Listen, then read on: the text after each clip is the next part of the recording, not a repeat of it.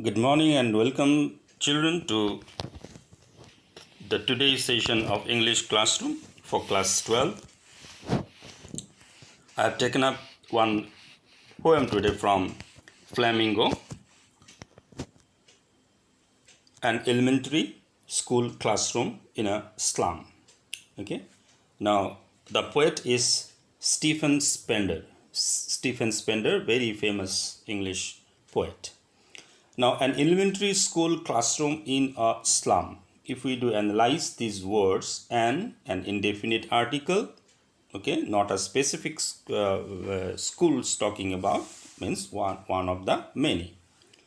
Elementary school deals with the children up to the age of 14 years, you can say, up to class 7 or 8. School classroom in a slum. In a slum means what? Kind of, we'll say the huts, you can say, in one place. For example, in Mumbai, Dharavi is one of the biggest slum of the world, isn't it? The slum where the means the people who are very poor, isn't it? They used to live. Small huts remain, and small narrow the streets are there in between, like that. So the school is situated in that particular place, the slum. And now we'll see that this as the name suggests, it centers around a particular school which is being set in the environment or in the setting of a slum. And what was the condition of the school, and what type of children were there, and what was their problem actually, that had been dealt by the poet in this poetry. We'll see that. Okay, now we'll have a look about the poet. Stephen Spender was an English poet and essayist. He left University College Oxford without taking a degree, and went to Berlin in 1930. Spender took a keen interest in politics and declared himself to be a socialist and pacifist. This is very, very important, socialist and pacifist. That's why socialism has been reflected. The ideologies of socialism reflected in his writings again and again. Books by Spender include poems of dedication, the age of being, the creative element, the struggle of the modern, and an autobiography, world within world. In an elementary school classroom in a slum, he has concentrated on the themes of social injustice and class inequalities. So this is the most important sentence related, as far as this poem is concerned: social injustice and class inequalities. How the children of the slum are being devoid of the basic necessities, bare necessities of life, that has been criticized severely by the poet in this poem. Today I have taken up two stanzas. Total 4 stanzas are there. 2 stanzas I have taken. I'll just read this stanza 1 and stanza 2 first. Far, far from gusty waves these children's faces, like rootless weeds, the hair torn around their pallor, the tall girl with her weighed down head, the paper-seeming boy with rat's eyes, the stunted, unlucky heir of twisted bones reciting a father's gnarled disease. His lesson from the desk, at back of the dim class, one unnoted, sweet and young, his eyes live in a dream of squirrel's game, in tree room more than this. Now, stanza 2. On sour cream walls, donations, Shakespeare's head, cloudless at dawn, civilized dome riding all cities, belled, flowery Tyrolese valley, open-handed map awarding the world its world, and yet for these children, these windows, not this map. Their world were all their features painted with a fog, a narrow street sealed in with a lead sky, far, far from rivers, caves, and stars of worlds. So these two stanzas we'll see. First, we'll go back to the stanza 1. Here I have put one picture of the slum, school, how the children used to sit. If you compare your comfortability in the school with fans, all these amenities, and see the children how they are doing. So this is the basic difference actually. The problem that the children of this class used to face. Now, stanza 1, far, far from the gusty waves means beyond, far, far away from the gusty waves. Gusty waves means what? The meaning of gusty waves means breezy wind. Okay. Now, he said that strong wind means here refers to the busyness of life. Far away from there, the children's faces, how those children who were sitting there in that classroom, how their faces were. Here you will actually find in stanza 1 the description of the children, the students, what type of students that were sitting. Like rootless weeds, okay? These children are being called the rootless weeds. Weeds, unwanted weeds or the grass, okay? Now rootless, they are as if rootless, so they are as if they are unwanted. The hair torn around their pallor, their hair was not being properly combed, okay? And they were being sprayed on their pale face. The tall girl, the poet has taken one particular girl. She was very tall with a weighed down head. Head was coming down. She was bending forward, maybe due to weakness or ill health or due to malnutrition. Next, the paper swimming boy with rat's eye. Another boy is taken in another example. Paper swimming boy, very thin boy was there. That thin. Why so thin or skinny? Because of malnutrition. Okay, with rat's eye. Rat's eye means hungry look. Next, another boy is taken was being actually physically challenged. Why?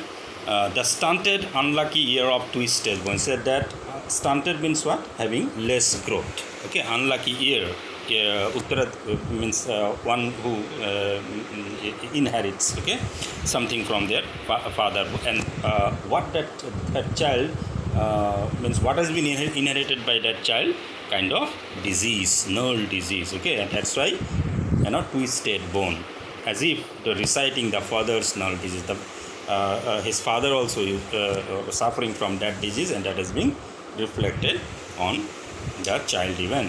His lesson from his desk, and he was trying to concentrate on the lesson which is being taught in the classroom. Not the back of the class, another boy was there.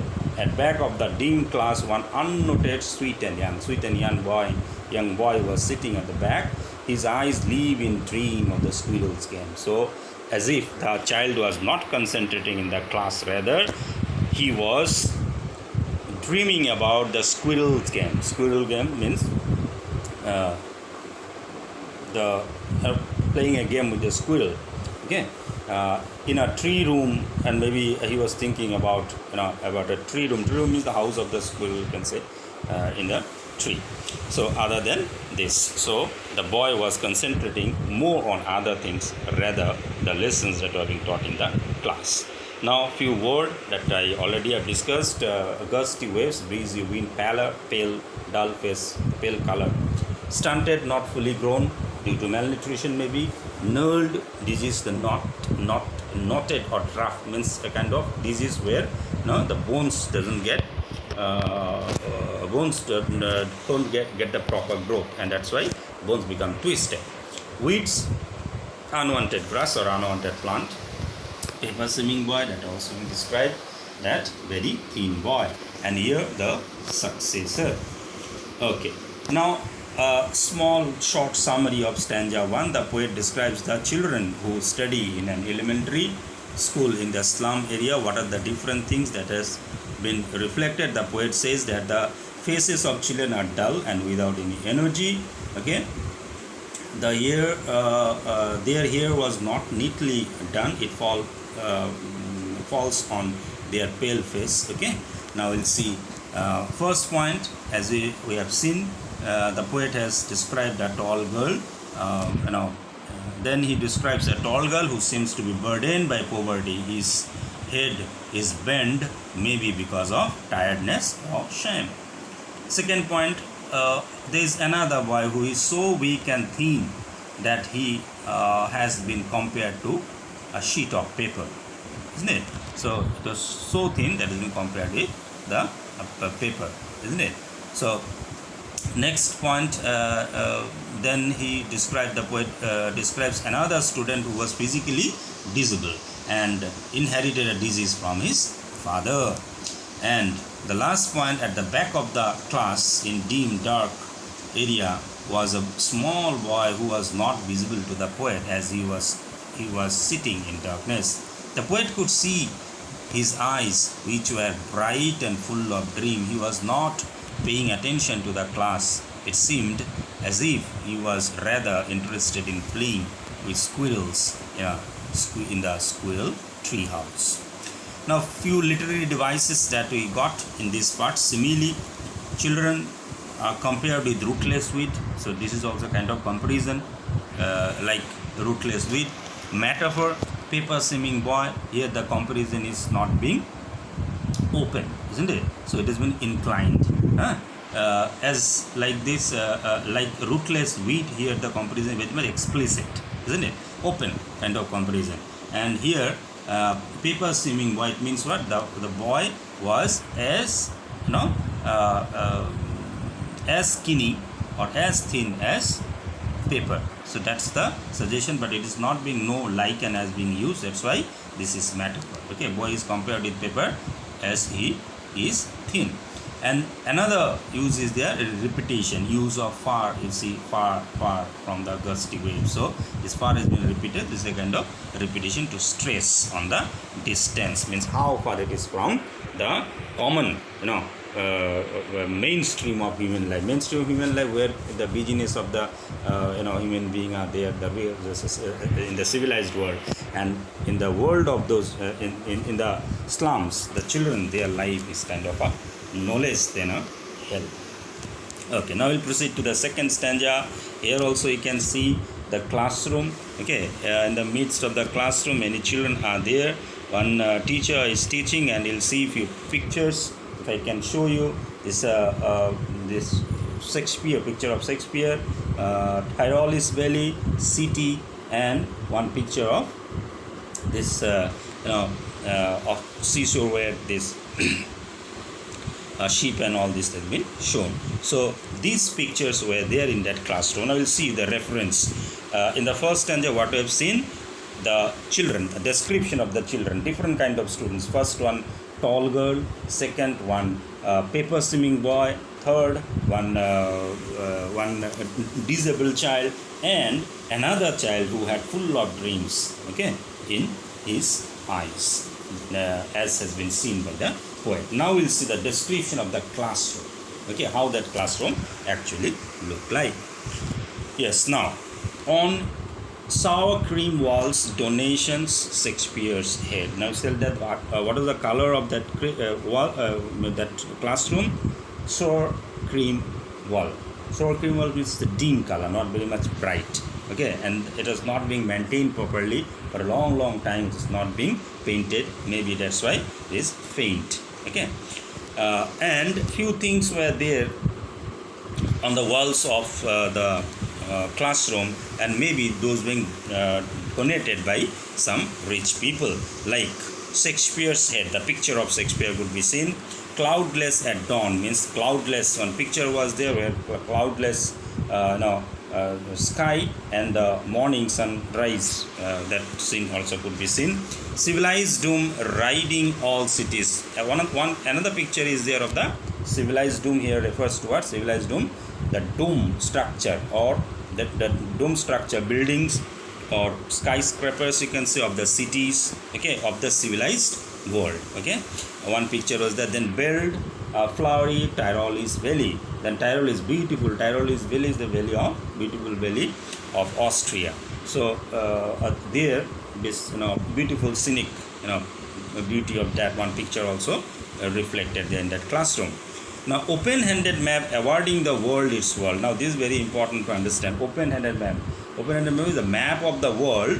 Awarding the world its world means it is giving the world the powerful people, okay, the conquerors of this world. Different time different kings came and they have won different countries, and they have given the shape or changed the shape of the maps in the world. So they, in this way, they were giving shape, new shape of the map of the world at their will by conquering different parts of the world. So this is again is a criticism to the the haves of the world. Haves, haves and have nots, the richer class of the society.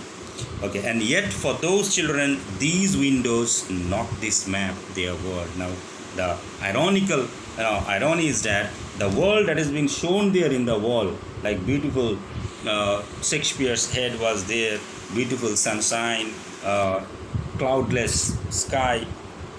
Then after the civilized, those beautiful buildings were there. Then the beautiful picture of the Tyrolese Valley. Those things were being reflected, displayed there in that classroom, but that was not their world. What was their world?